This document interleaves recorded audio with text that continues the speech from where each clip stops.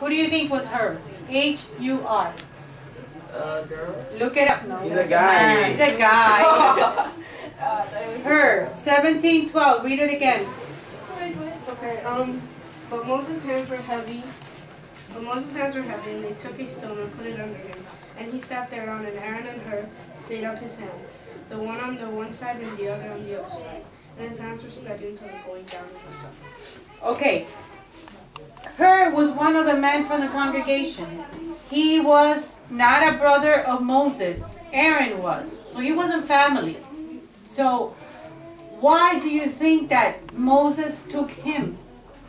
He took his brother because his brother had been there for him. He already had proven himself to be loyal to him and to be of help to him. Remember back in Egypt?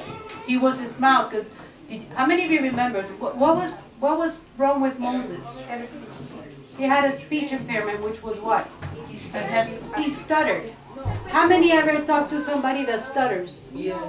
It's hard, right? You want to get it out. You want to hit him in the back and say, idiot. I stutter. So Moses used Aaron, his brother, to speak to him. See? So there's no excuse to telling God, no, Lord, I can't do that. I don't know how to talk. I don't know. I'm too short. I'm too skinny. I'm too fat. I have blonde hair. I have black eyes. There's no excuse. When God says, do it, you do it. And He gives you people to even speak for you. And He provides the means. All we have to do is what? Listen and obey. Obey. Not only listen, because we can listen, but we have to do two things. Listen and obey. So, Hur, going back to Hur, imagine if you name your child that, Hur. That's embarrassing. He What's wrong with her? was somebody from the congregation that Moses had what? Trust in him. And he said, I can take this one with me. I know he won't let me fall. How many of us ever needed people to hold us in times of trouble? Think of somebody that you've gone to and told them, when you're going through a hard time and you're a child of God and you need prayer, do you go to just anybody and tell, oh, please, so-and-so, just pray for me? Do you go to one of the bums? Do you go to your teacher? What did you say? To one of the bums downstairs and say, oh, so-and-so, or you, pray for me. No. You want to find a pastor. You want to find a minister. You want to talk to somebody that you feel comfortable with. And you tell them, please pray for me. And you know that that person's going to be praying for me. I've had people that I've gone to and I say, please pray for me. And I know, my husband and I just presented two different requests. And we both spoke at home and we said we need to say it to the saints so they can help us in prayer. Because there are matters, there are things that are going to be bigger than us and we need spiritual help in prayer. So what did Moses do? He took her with him and he said, be with me, help me. You're going to be right there with my brother. What an honor that is. When somebody comes to you and tells you, confides in you, even if it's to do something, take it as an honor. Take it as something that is, wow, I'm being chosen to do something. And whatever you do, always remember that, people. Whatever you do, even if it's cleaning when a lot of you leave here, a lot of you don't look back and you say, there's little dirt, little papers and little stuff. You just leave. I stay behind, and because I've trained myself to check, and I take it out. I don't do it. I get upset at you guys, and I'm telling you that you need to do these things, you need to be aware of it. But I've learned that whatever it is that I do, I have to do it as unto God. And when you take that attitude, that it's a privilege to do any little thing, even if the smallest things, even if nobody else notices, God sees you. God notices. And see, when we put it in that light, it takes a whole different aspect. I've done things in my life for brothers and sisters that they've never said thank you. And you know what? Yeah, as a human being, sometimes I sound like, man, they didn't even say thank you. But then God reminds me, don't do it as unto them.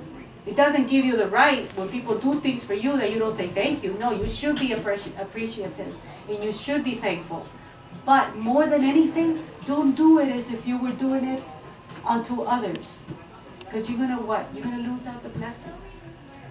And there are many times that I've done things and God has taught me lessons that if I would have said no, or if I would have gotten hung up on the fact that, oh, why am I going to do it for him? He has 2 feet, he has 2 legs, he has 2 arms and 2 hands, and he doesn't even work. And here I am having to do it. God doesn't want us to focus on that. Yeah, it's true, but you leave that in God's hands. You focus on the fact that God is giving you an opportunity to do something. And this is what Moses found in Aaron and in Hur. There were 2 people that he can confide on. He could trust them. He could rely on. And in life, as you get older, as I tell you many times, you're going to find that your heavens your burdens to carry are going to get bigger and bigger. Why? Because you have more responsibilities. It comes with being older. How many want to get older? Not that old, but like Not that old? a few But you years want to be old. teenagers, right? And then you want to be No, I mean like 3 years 20s old, so I can get a car. so you can get, but you know what, Danico, with Every responsibility. with age comes responsibility. And if you are not responsible, you're gonna miss out. Because you can lose everything you have. What? You're responsible? How responsible are you? How do you know? But are you responsible in the little things? Because that's how you have to start. See? I cannot give you, I cannot trust you to come and clean the church building, right? On Depends Saturday. on when. Oh, Saturday. On a Saturday. If I don't see that you check right there where your little area is, and maybe this room, when you leave, I'm not going to feel comfortable telling you, oh, Danico, come and I'll give you the keys and I'll step out and you clean the church building. Why? Because you're not responsible in the little things. It starts in the little things, and that's how you build yourself up. A lot of people want respect. A lot of people want trust. But the problem is that they're not faithful in the little. And Jesus said it. I'm not saying it. That's the law that God said that it had to be. Jesus said, if you're not faithful in the little, I cannot trust you with the big. Spiritually is the same way. If you don't obey the little things, you cannot expect to, oh, I'm going to be a missionary, Lord, when you don't even speak to the people around you, your neighbors, your teacher. And remember, it's not preaching like I tell you many times. It's living a life that's consistent. Being an example to those people around you. See how it carries into everything? But that's the body of Christ. And we go back to the same thing. The church is the body of Christ. And when we all do our parts, everything is going to be right.